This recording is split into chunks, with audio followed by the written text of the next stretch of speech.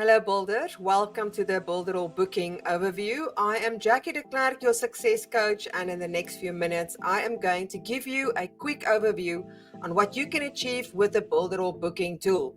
So right here, we are on the dashboards, and I would urge you to do three things before you start creating your calendars.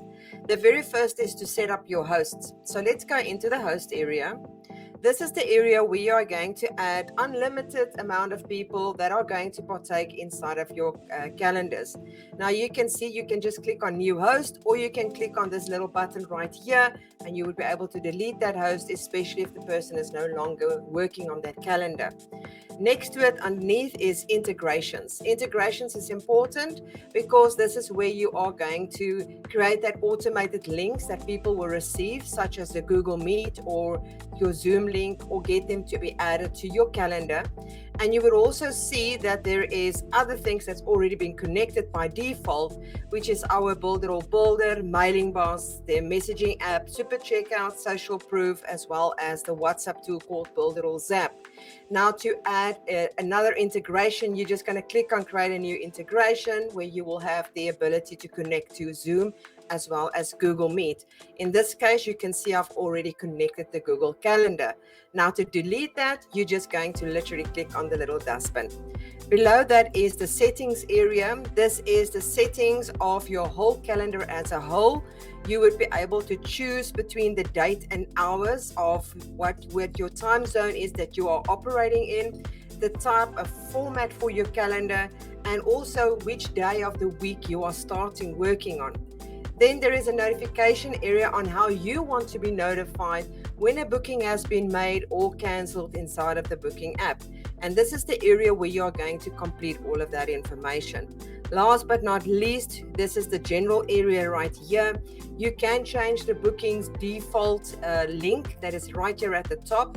You can choose the currency that you want to use depending on if you are going to accept payments. And then you can add different country codes, or you can delete them by clicking on this little icon right here. Once you've done with that, you're just going to click save. So now let's go take a look at the dashboard. On the dashboard area, it's like an overview of what is happening with all your calendars all together. So if you have got a few calendars already being created, you will be able to see how many you've got right here in the activity area, how many bookings has currently been made, as well as cancellations. And you can filter it according to 7 days, 30 days, as well as all time. And if you are taking payments, you would be able to see exactly the amount of money that you've earned. When you scroll down, this is a bird's eye view where you would be able to see how many bookings you have for a specific day, who is the people that have got a meeting, like hosts that is been added to it, and you would be able to filter it according to the status. You can see we've got pending, awaiting payment, cancellations, rescheduled, even completed, the different kinds of calendars that you've already created. So if you click on workshop calendar in this example, it's only going to show you that specific calendar unless you want to see all of them together. The same applies to the host. If you've got multiple hosts and you just want to see what is on your calendar, you would be able to click on it right there and see exactly what it is. You would also be able to see for today, for the month, for the week as well. And that is the top view area. Now for the list view right here is basically exactly the same as this one. The list view, the calendar view, is exactly the same as what is currently on the dashboard, so I do not have to repeat that one. If we go to my calendars, this is the area where you're going to see all the different kinds of calendars that you have created. You're going to get the title, whether it's been enabled, which is mean currently active, the type that you've created, because remember we've got multiple different kinds of calendars that you can create inside of the app, the amount of groups that you have inside of that specific consultation, the amount of appointments, and then you can also take a look at the statuses by the area right here and filtering according to that.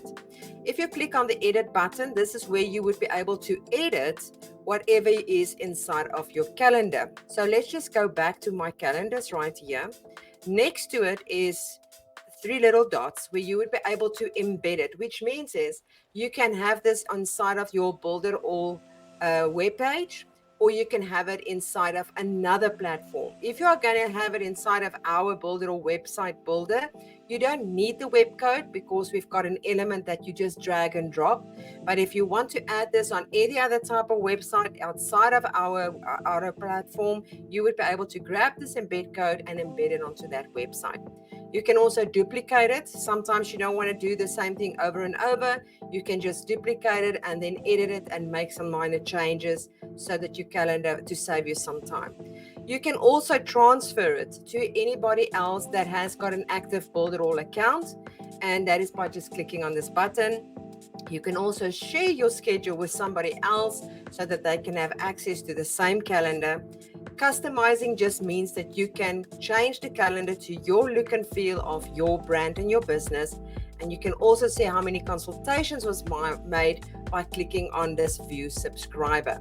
Next to it is just the delete button if you want to completely remove it. You can also see the shared with me. If somebody has shared with you some calendars, you would be able to see exactly what has been shared with you. And all the calendars that you have deleted in the past is going to be in this area, which is very cool. Sometimes we make a mistake and we delete something. Here you can go back and actually restore it. Now, to create a brand new calendar, you're going to click right in this area that says new calendar. It's going to be exactly like the same button that we have in this area, and it's going to bring you to the same dashboard. So let's quickly go through it. I'm just going to go and close this message. You're going to see that we have got 4 different kinds of calendars. We've got consultation, events, classroom, and recurring. Now they are all different. But what is very cool is if you scroll down, you're going to see that you have got usage examples as well as features that is available for each of them. So as I click through them, you can see the different kinds of features for each and every single calendar type. Now that is basically all there is to the calendar. I would urge you to go and watch the videos below this tutorial because there we go in depth with regards to each and every one of these events. Now that you've got a better understanding of the booking app, and make sure to go watch the training below this video. I will see you the next time. Bye, Builder.